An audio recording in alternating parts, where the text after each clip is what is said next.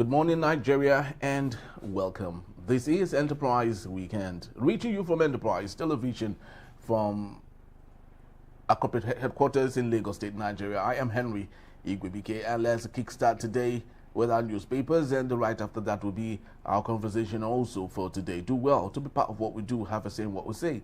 You can reach us when you visit us at enterprisetvnews.com. You may equally like, comment, and follow us on all our social media platforms at Enterprise TV7. Very so honored to have joining me virtually is His Greatness Agadaigo. He is a barrister, a law public affairs analyst, development communicator, and he joins us from Delta State, Nigeria. Thank you so very much, barrister, for being here. We truly do appreciate your time. My pleasure. Happy weekend. And thank you for having me. Thank you. Thank you so very much, barrister, for your time. Now, let's kickstart today with the Saturday Vanguard newspaper. We have the big story. Nigerians back Governor Bago of Niger State on single tenure for governors and the president. Says it will end corruption and associated that is with second term bid. We equally have other interesting stories from our health angle. Research says brain cancer starts many years before detection. We equally have on the bottom strips 2027 issues as OT battles as governors for the soul of Abia. It's really quite ludicrous at this point that governors who were there before Alex Oti from 1999 to 2023 didn't do anything. Alex Oti is coming to repair the damages they have done. They are coming for him. You can see how well we do not like this country, especially coming from the leaders of the nation. We have other growing matters. Industrialization, Benue, how Governor Hyacinth Alia is rebuilding state's economic base. Lots of people will say, hope this is not audio rebuilding of the Benue state, because he's been having lots of issues here and there, and insecurity has been a very big problem. Barrister, let's get to this very trendy one. Court nullifies PDP Ibadan convention. And on the part of Anyanwu faction, that is, they say it's a victory for rule of law. While on the part of Turaki-led structure, Mmemobong is saying that the structure remains firmly in place. I do not know what you think about that of Mmemobong, but court has said what court has said, and nobody can do anything about it until it goes to appeal. But what's your take, knowing that you are a card-carrying member of the PDP?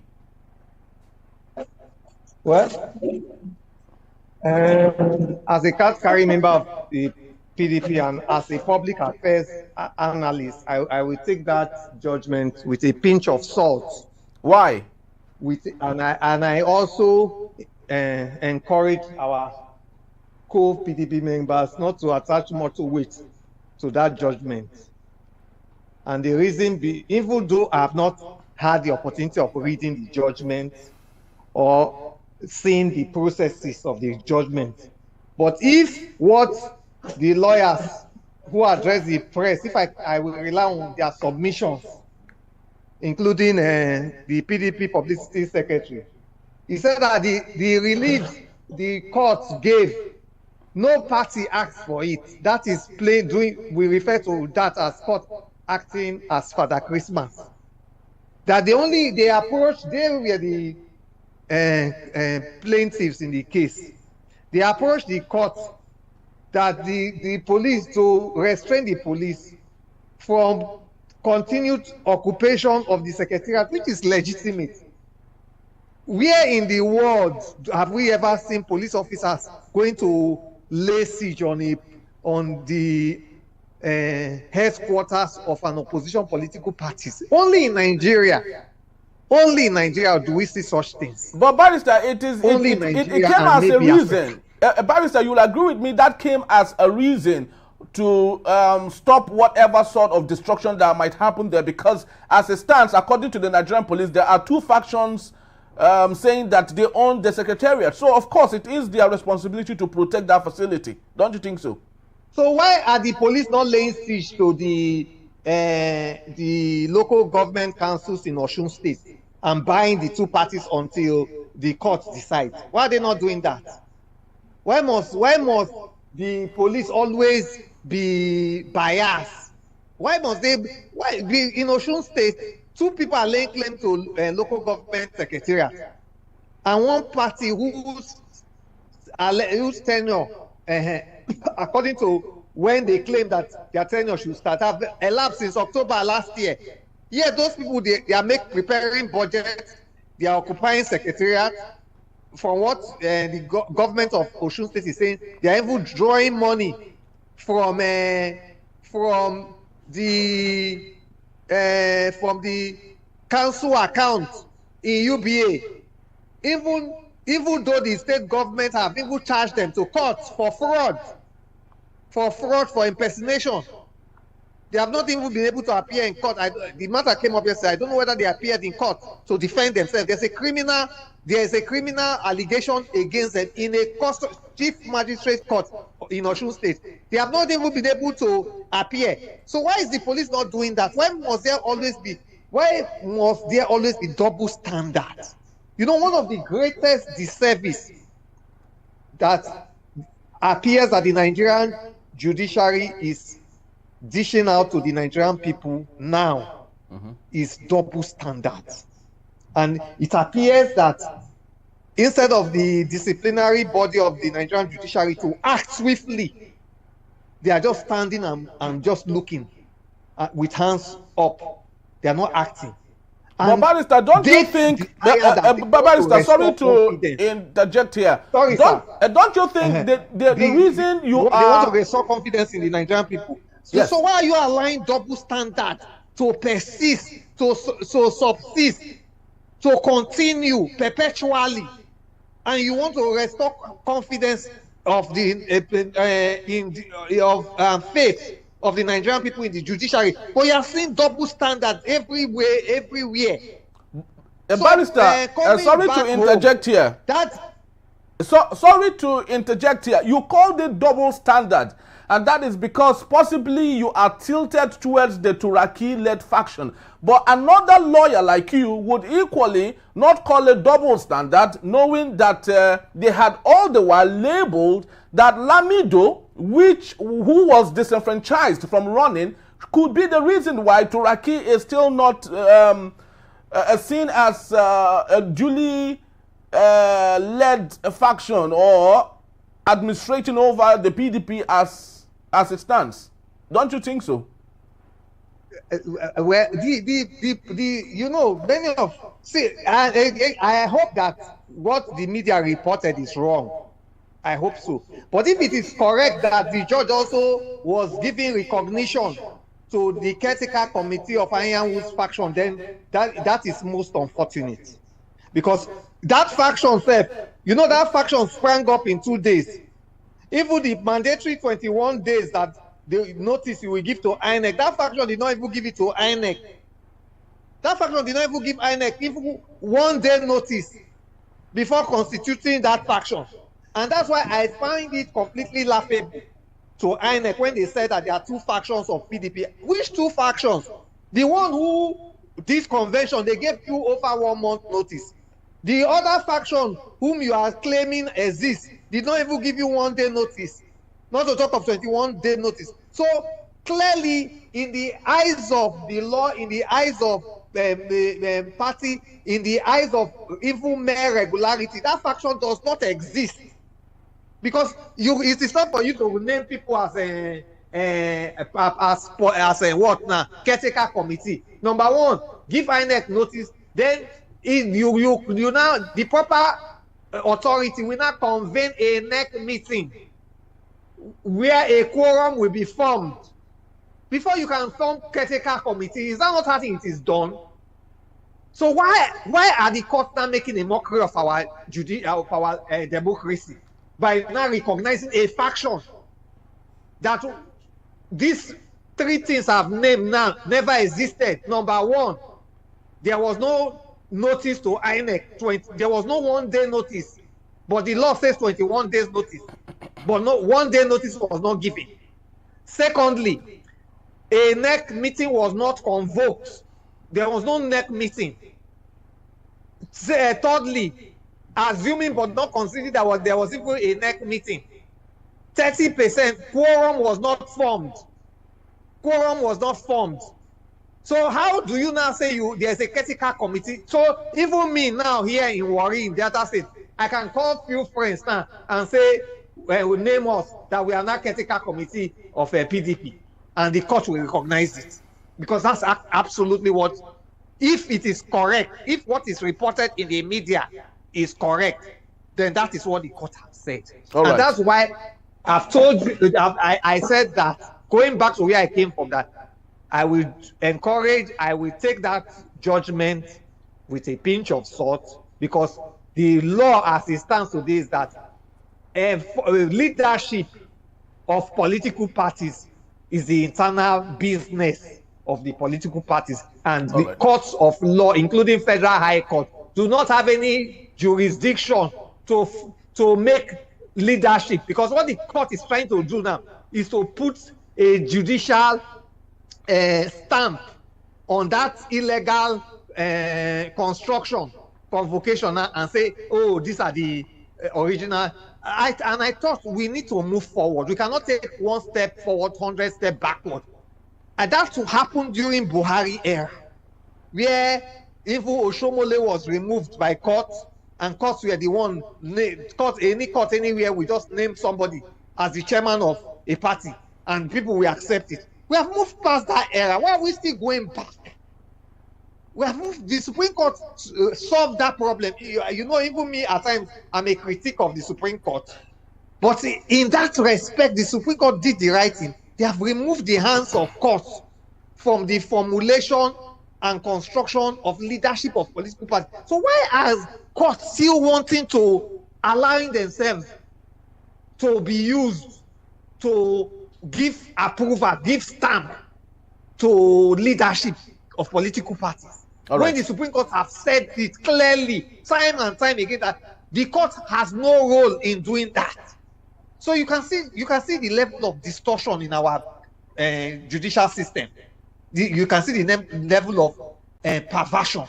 That even the highest court of the land, which is the policy court, courts can look for a way to refuse to abide by the doctrine of stare decisis, thereby disobeying the highest court in the land, because that is what it is. And they will come out with one kind of gimmick and the rest to disobey it.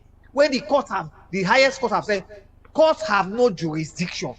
But the courts now, even some of these matters, they are even on appeal. So what is even expected of the court is to say, okay, if those issues were even brought before the court, to say, okay, I cannot even pronounce on this pending the decision of the Court of Appeal. But the court went ahead.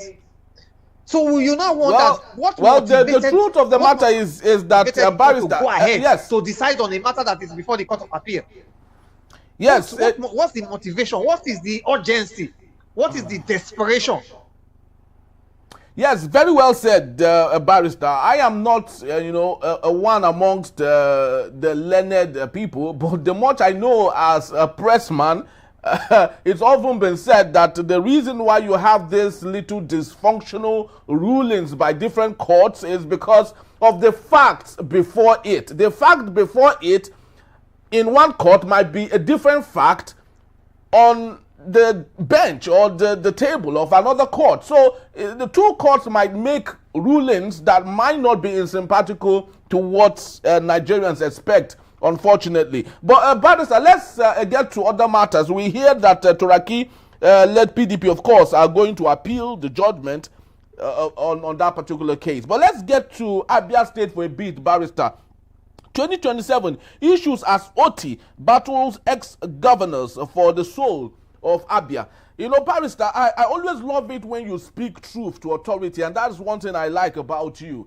You could imagine a situation where from 1999, all Joe Zokalu ruled that particular state from 1999 to 2007, handed it over to his kinsman, Theodoji, who equally messed up the state for 8 years, handed the same messed up state to Ikpeazu, who totally destroyed the state. And all of this conundrum of destruction that these people have done, they handed it over to Alex Otti, who is making Abia look like a better state now. It is the best state right now with respect to governance in the southeast of Nigeria. How then is it that these three governors that have messed up a state are ganging up to oust a governor who has come to repair their issues? What's your take on this, Barrister? Number one, yes, you can give it to OT, but Enugu hosted our NBA conference last year, 2025. And then without any political bias, I can tell you that even the government in Enugu State, they are working. They are working very well. From what we saw, they are working too. So you can give it to Enugu State too. Now, having said that, one of the reasons why, if you hear what I said earlier, we take one step forward and 100 steps backwards is because of lack of altruistic desire, altruistic effort. In fact, if I want to qualify it more, I would say truly altruistic effort to ensure that we make our state better than we met it. Even many times, politicians, they mouth altruism, but in practice, it is all about ego, I, myself, self-centeredness, selfishness, and greediness. And that has been the defining aims and objective of our political journey thus far, which has, of course, is an albatross to our national development. So you can see that these three governors, they are prepared to even sacrifice the good of the vast majority of Abians, the vast majority of their descendants, of their birth states, for personal reasons, for personal consideration. I'm sure you have heard this politicians say many times that there's no permanent friend, there's no permanent enemy. It's all about interest. The reason why you see governors of especially PDP jumping ship to APC, is it because they love Bola Ahmed Tinubu or APC? You remember just a year ago, they were the ones always attacking APC that it has failed the nation, it has brought affliction on the nation, it has brought woe on the nation. But today, those who have jumped ship are singing a different song. Is it because there's now those expected gains of the reform agenda of Bola Tinubu have started yielding results? No, it's because of political interest. And politics in Nigeria is so myopic that the first consideration of any politician is survivor, political survivor. So they can even sell their state, sell their communities, sell their ethnic group, sell their church, and sell their conscience for the sake of political survivor. Of course, you know that if Alex Oti's party wins landslide the elections of the presidency, the state, the Senate, House of Assembly, House of Rep, then these politicians, they will lose footing, they will lose relevance. Exactly. They'll go into retirement. They'll lose relevance in the scheme of things. They'll be sidelined. They'll become almost like abandoned projects. But if they are able to push the state government, despite the thriving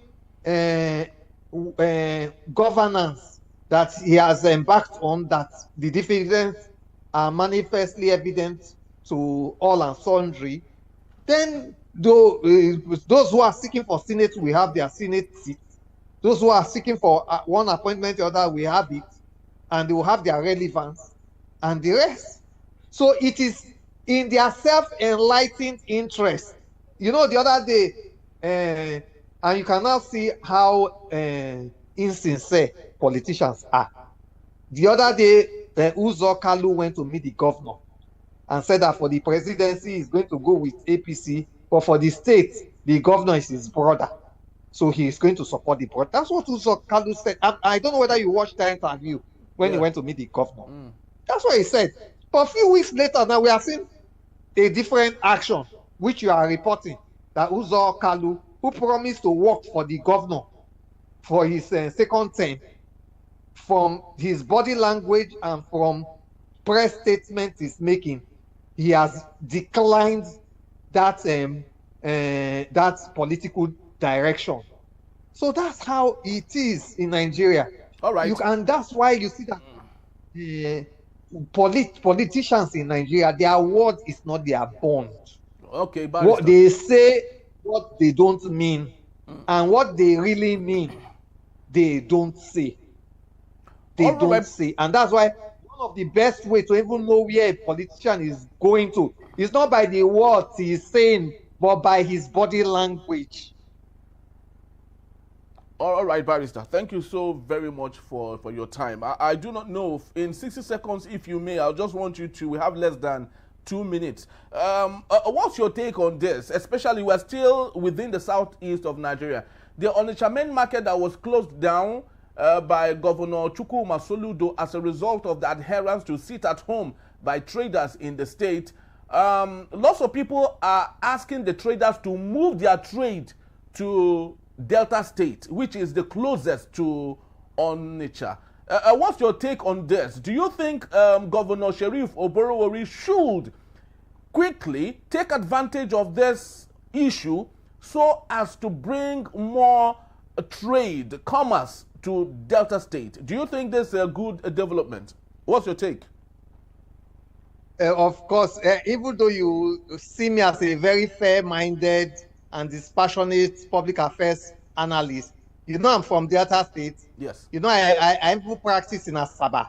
Yeah. Even though I presently, as I'm talking to you now, I'm in Warri.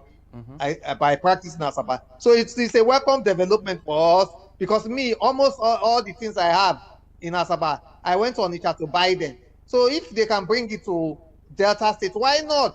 Especially, I am completely disappointed with Chukwuma Soludo, because what he did is authoritarian, is dictatorial, is uncivilized, is beneath his experience and exposure. He acted like a military a military governor, not an elected civilian democratic governor. Number one, there is not law. A governor cannot, by directive, by word of mouth, shut the private businesses of citizens of a state. It is unlawful. It is unlawful. Even if he wanted to even do that, by all means, why didn't he approach the court with ex parte order so that he carried out that directive based on court order?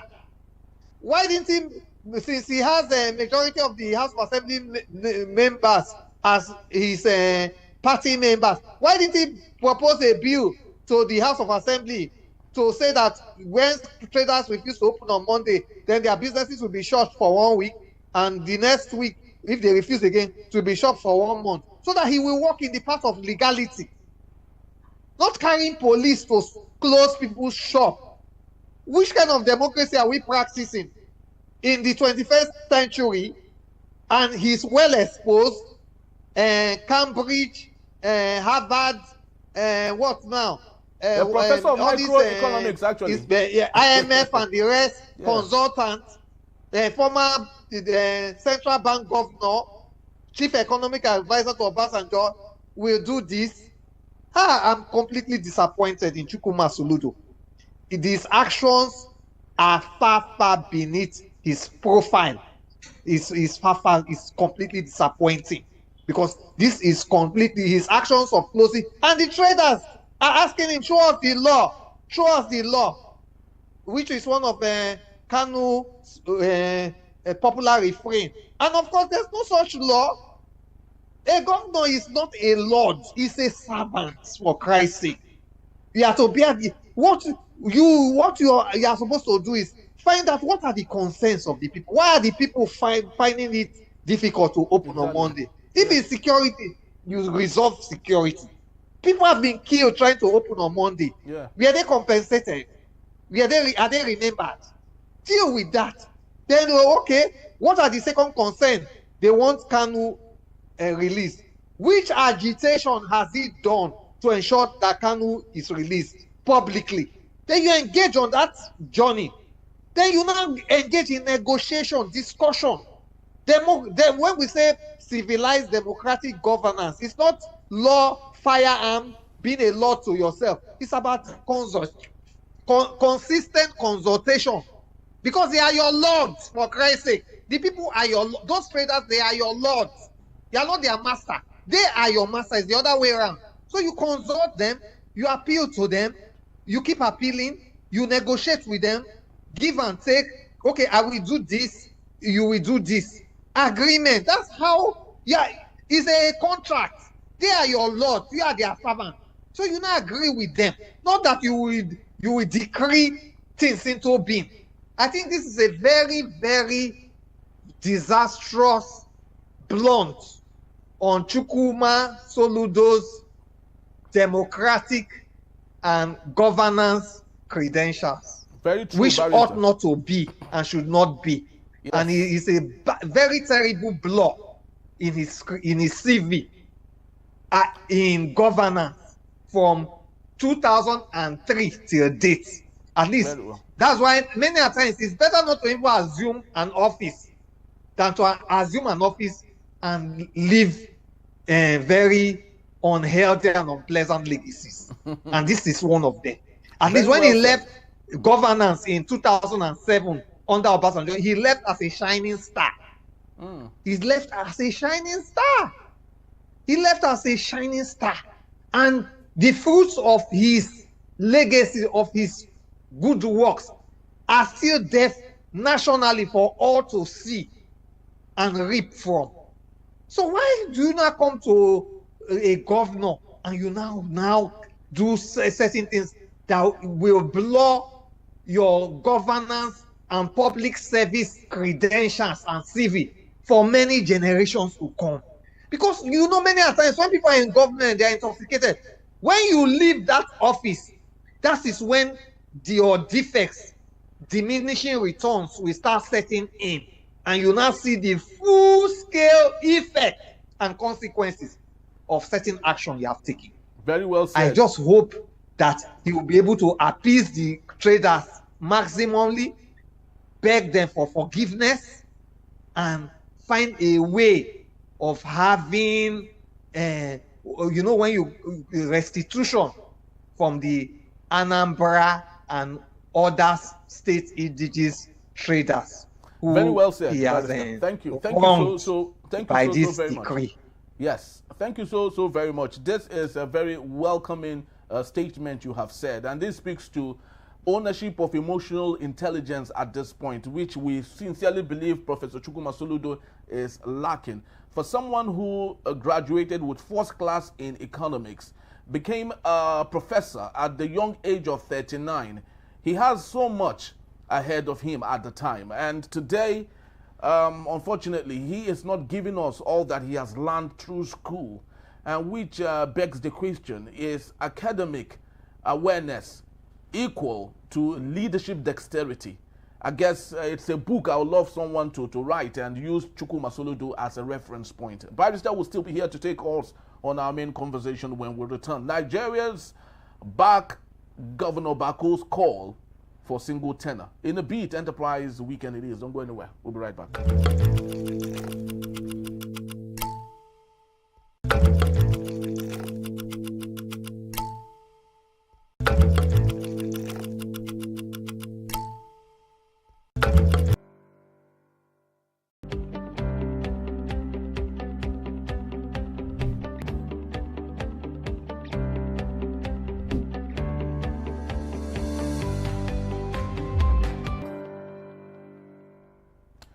Thank you so very much for being back. And if you just joined us, Enterprise Weekend it is, reaching you from Enterprise Television. To our conversation for today, Governor Mohammed Umaru Bago of Niger State has sparked national debate.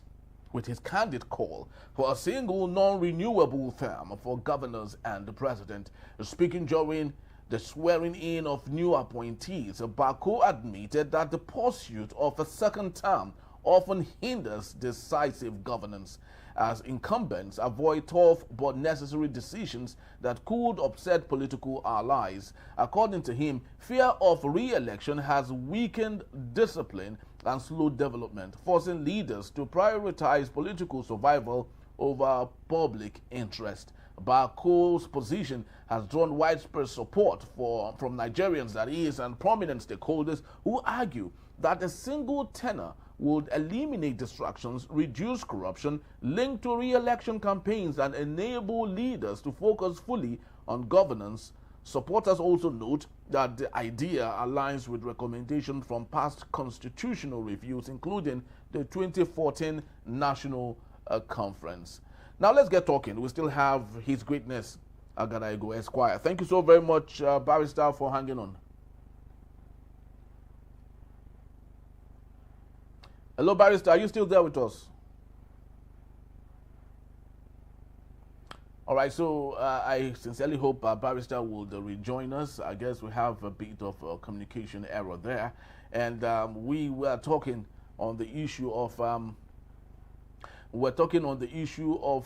Governor Bago of Niger State, who is stating that a one-term tenure for governors and the president is the best bet to end corruption. It's one thought and another action from the same person who has not been able to solve issues of insecurity in his state. Niger State has a landmass that can feed the whole of Nigeria. How much of that has he taken care of himself? Well, it's also often very awesome, you know, that people make their statements, and for all purposes, we might just take the message and forget about the messenger at this point and get our discussions on. We hope that Barrister will join us. Thank you so very much, Barrister. Are you here with us now? Hello, Barrister. First of all, before I can properly situate myself in Bago's call for single tenure, I must complete my thoughts on whether academic and intellectual dexterity can ensure good governance. Yes, all right, please, you can go on. That's where we start from. Yes, please do. Before I can migrate into this question you have asked me now. All right. No, what we have seen, it cannot. You can be a first-class student and even a first-class PhD holder in political science and yet be a completely failed public officer at all levels, from local government to state government level and federal government. If the simple thing, and yet you can be somebody who can just barely read and write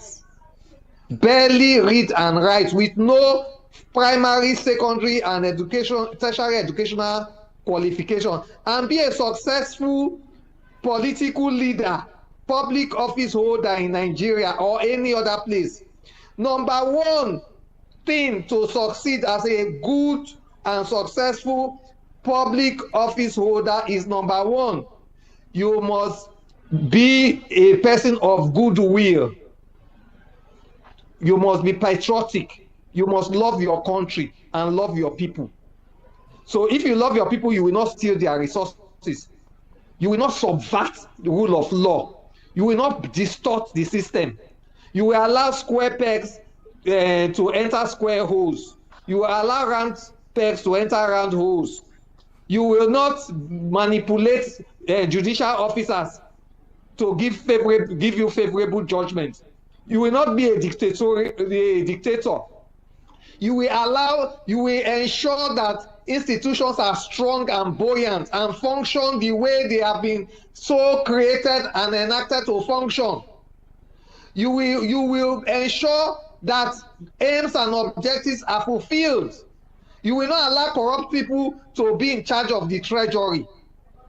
So you will ensure that the right thing is done, no matter whose ox is God.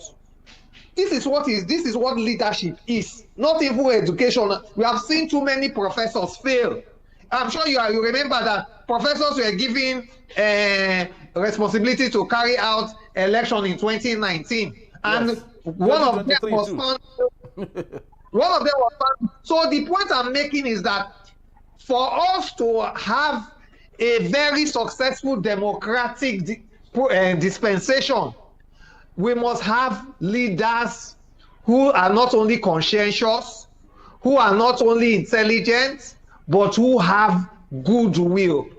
The Bible says that righteousness exalts a nation. When the righteous rule, the people enjoy, the people rejoice. So we need to have righteous leaders, not people who necessarily are holy that sleep in churches from morning till night, but people who are desirous that the right thing should be done. Processes are carried out the way they have been spelled out by provisions of law. So coming back to now Bagos, even if you allow single tenure, and those who occupy those tenures for one term are thieves, criminal, people who are unpatriotic, people who do not have the good desires for Nigeria, people who are there for greediness, selfishness, personal aggrandizement, it will still fail. It will still fail. So that is not the issue. The issue is not about staying for 5 years or 5 years or 8 years. That's not the issue. The issue, at least this governor that you have praised now, Oti, he has been there 4 years. He has been focused because he has goodwill. He has the proper mindset. He knows why he's there. Number one, a leader under a democratic dispensation must know that he is the servant and the people are his masters. And he's there to serve his people. Not his people are not there to serve him. He is there he must be subservient to the wishes of his people. So he must be able to have that political intelligence to know what are the real desires of my people so that I can properly serve them. That must be his first assignment, his first concern. So after discovering what the people will need, then he will now move all his energies, all his talent, all the resources to now fulfill that contract. It's a contract. It's a social contract. I'm there to serve people, but I must find out what they really want, lay down the priority, and start fulfilling the priority of what they want as spelled out by the people. Then there will be no problem. But when you now say, I'm the master, it is me that will not determine what the people want, and I will do it the way I want. If you are a professor, if you like, be a doctor, we have seen lawyers who have refused to obey rule of law. We have seen too many judges who give judges that are awkward and absurd, who have put Nigeria in a state of emergency. We have seen judges now. Have you not seen judges who gave judgment and the next day or two there was state of emergency? Yes. In Nigeria? Yeah.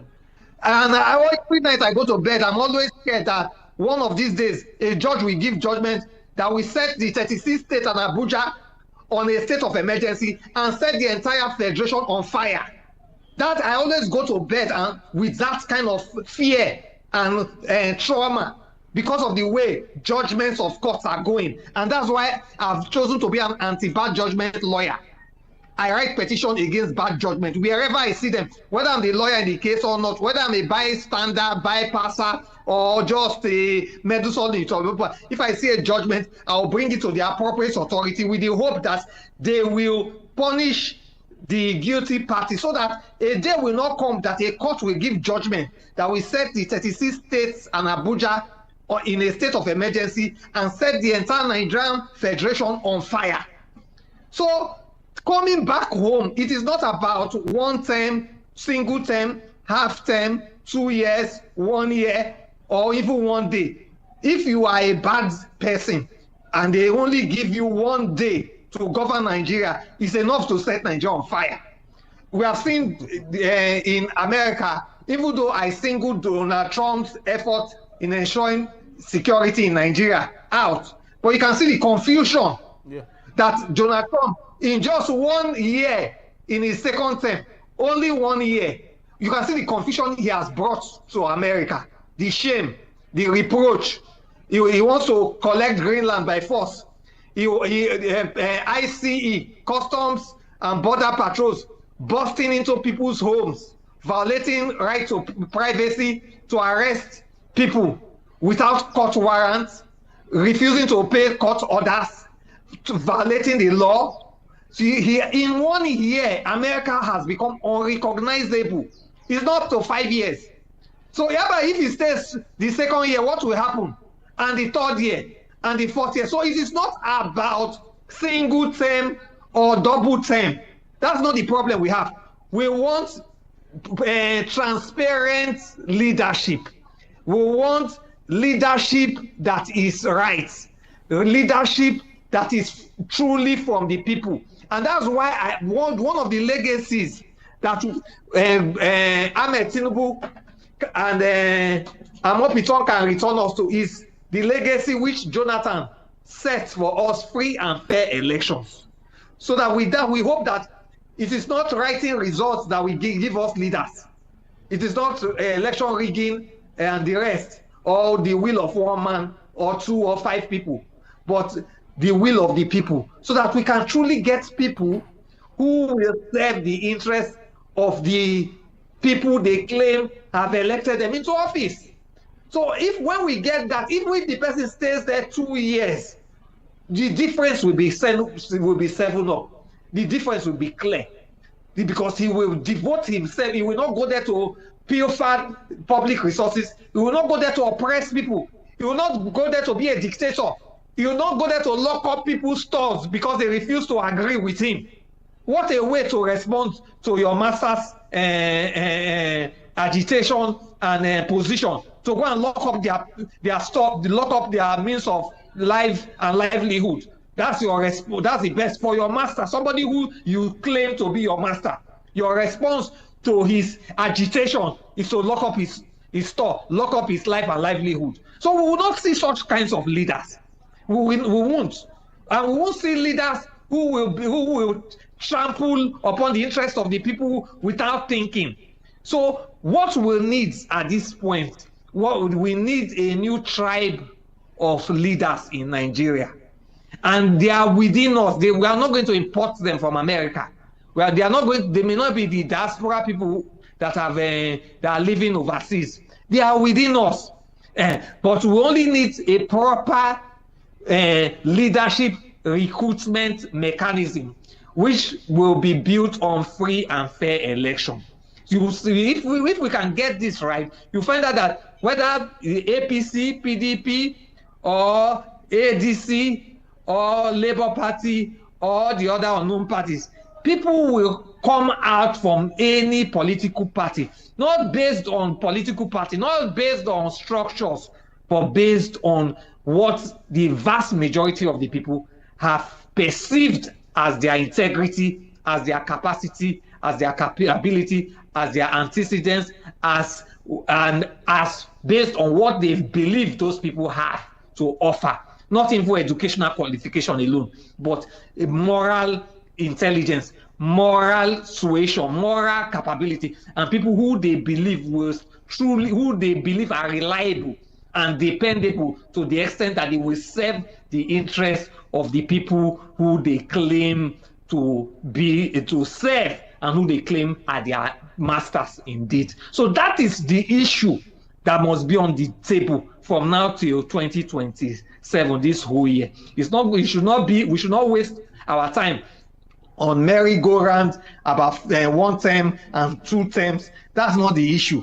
Even 1 term is more than enough for a bad leader to damage a nation. 1 term is more than enough for a bad leader to divide Nigeria into unidentifiable parts. 1 term is more than enough to make Nigeria the most corrupt nation in the entire globe. So it is not about 5 years being too long. It's about getting the right quality of leaders who will be able to make the maximum impact with the limited amount of time at their disposal. So that should be the compassion, that should be the focus, and that should be the what all our eyes should be on view as we journey from 2026 till the year 2027 by the grace of the Almighty God.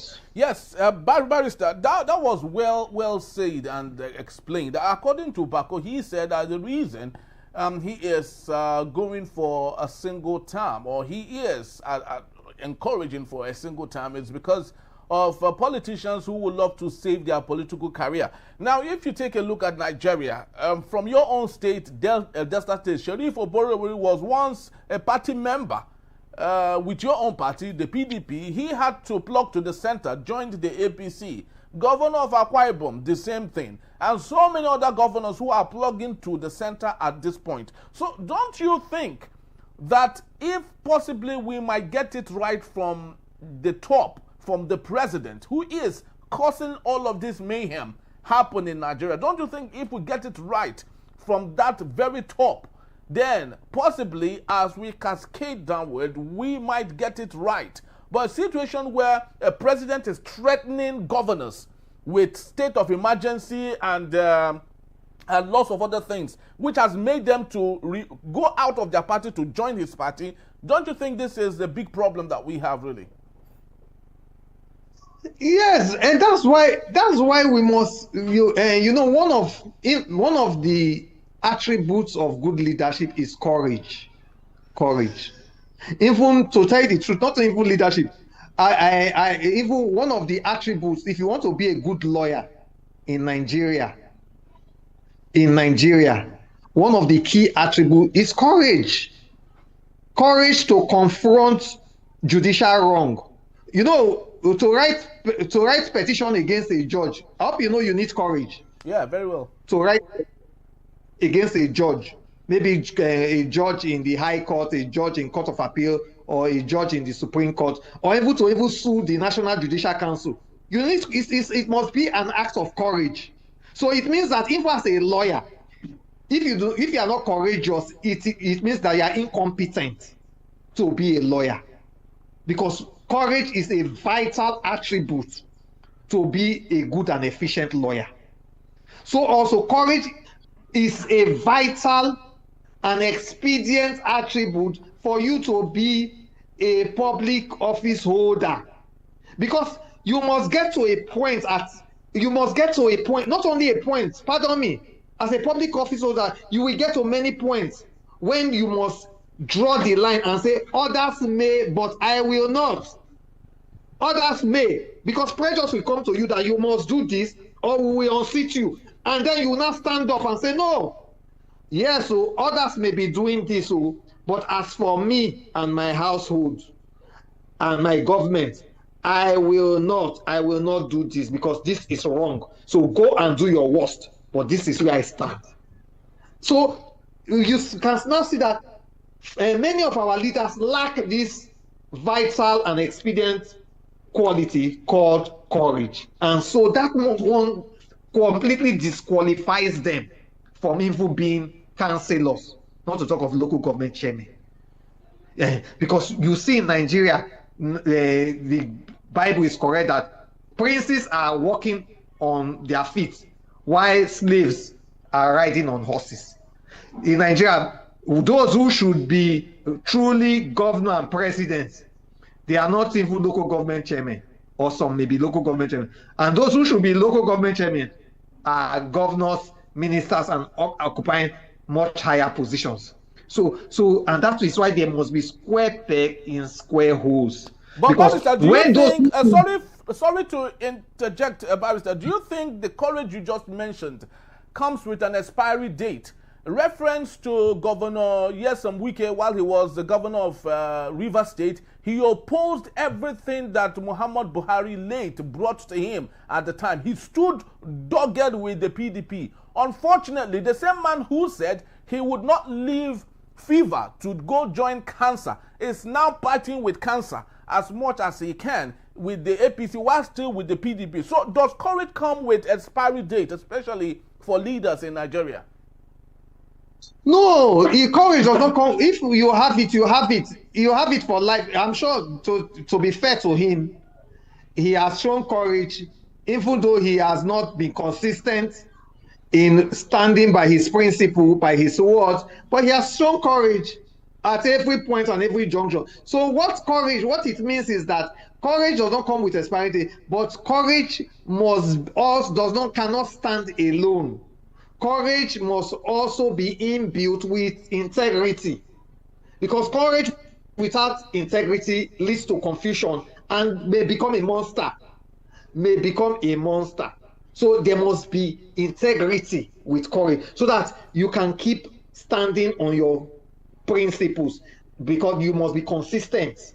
You cannot be here today, start showing courage for example now, standing for fundamental rights, showing strong courage in standing for fundamental rights, or standing for the supremacy of the sub-regions of the states governments. Then tomorrow you turn around and start showing courage for the violation of human rights, and showing that state governments have no authority. That's inconsistent. That's lack of integrity. So courage cannot stand on its own. It must flow along with integrity. It must flow along with consistency. It must flow along with equity and fairness. It must flow along with the desire to see the right thing done. It must flow along with righteousness. Any courage without righteousness is injustice, or injustice about to happen. So it must move with righteousness. You are courageous. In fact, one of the push your backbone of being courageous, because you believe that the right thing must not only be done, but must be seen to be done now and always. So it must go along. And so that is it. So the point I'm making is that for you to be an effective leader, especially in Nigeria, you must be able to show courage again and again, because a lot of things will come to threaten you, to say, if you do not compromise, if you do not do this, if you do not stand down, if you do not allow wrongs to happen, if you do not appease certain gods, you will be dethroned. But you must know that since your uppermost consideration is service to the people, you should be able to say, no, I will not compromise. Yes, sorry to interject you yet again. Do you think President Bola Ahmed Tinubu is a courageous leader? Remember, he is one personality, one politician that had been stubborn. No one comes close to him when it comes to resistance. At a point, PDP took over almost every state in Nigeria except AD, which he was the governor at that time. And up until today, he's still very dogged with his belief system. Do you think President Bola Ahmed Tinubu is a courageous leader, going by what he has done with Nigeria, taking it from the bad shape that it is to a worse shape that we are managing now? What's your take on that? Well, I'm sure you know as well as I do that I'm not a fan or a supporter of Bola Ahmed Tinubu. I'm not. Neither do I patronize his politics and the way he goes about realizing his political agenda. But you cannot take it away from him that is a courageous personality. At least somebody who, even the facts, in law, there's what we refer to as ipso loquitur. The fact speaks for itself. And I cannot stand here to deny the fact. Somebody who there used to be 6 governors in the 6 states that make up Southwest. By 2023, Obasanjo bulldozed the remaining 5 states to PDP, and he was standing alone. Lagos, he survived by the whiskers. He survived by the whiskers. It was very close. Yeah. And then on, he was able to get some other states through judicial intervention to come and join him. He now moved from AD to ACM and brought Atiku on board to contest as president under ACN. It didn't work. He was not discouraged, and of course he was the national leader of APC that still Buhari had said he will not contest presidential election again. He had given up and republished Buhari, brought Buhari on, gave Buhari hope. I heard that even at the time Buhari kept visiting his house in Bodilon. He had his own room. Buhari had a room in his house. Encouraged and even maybe sponsored Buhari politically and financially. And they won. And after Buhari, the first time, Buhari wanted to even quit, encouraged Buhari to go for second term. And after Buhari's second term, he brought himself on board. So there's no doubt, the fact speaks for itself. But the point I'm making is that if courage must be employed for the vast majority of the citizenry, courage cannot stand alone. Even Adolf Hitler was a courageous man. Adolf Hitler. Stalin was a courageous man. Abacha was a courageous man. Babangida was a courageous personality. And I can go down history. So if courage must be properly utilized to serve the vast majority of the Nigerian people, or to serve the vast majority of the people a public officer is constitutionally mandated to serve, then courage must be mixed with integrity. Courage must be mixed with sincerity of purpose. Courage must be mixed with other attributes of competence. Courage must be mixed with honesty.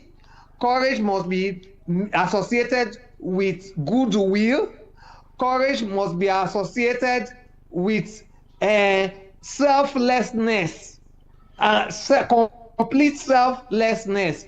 And of course, courage must also be associated with vision, which is beyond oneself. Which is beyond oneself. That is when courage can give birth to the greatest good, to the greatest number of Nigerians, or of the greatest number of the people you seek to save. And that's why I've been saying that courage cannot stand alone. Because when courage stands alone and is mixed with inconsistency, then courage will become monstrous. Courage will not become a monster. Because you are ready to devour the people who are your masters, who you are supposed to serve. And you say, I can do anything, nothing will happen. I can do anything. And you can hear that boast from some courageous personalities every day in Nigeria. They always boast, I can do anything. I can even carry out murder, carry out criminal activity. Nothing will happen. I know nothing will happen. I know nothing will happen. That's the courage that is standing with dishonesty, standing with personal agenda, standing with selfishness, self-centeredness, greediness, standing with myopism, and courage that is not intended to serve the vast majority of people, but is self-centered.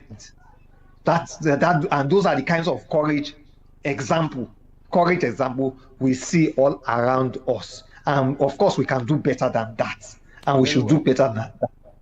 And we desire that our Nigerian Federation will be much more better than the way we met it. Even if not for our personal good, for the good of our unborn children, for the good of our unborn grandchildren, for the good of our unborn great-grandchildren, and for the good of generations that are yet unborn, so that we can leave a legacy of good examples. You know, one of the benefits of courage that is well applied is that it leaves a legacy of good examples that will be remembered many, many, many years after the actor has departed from the stage.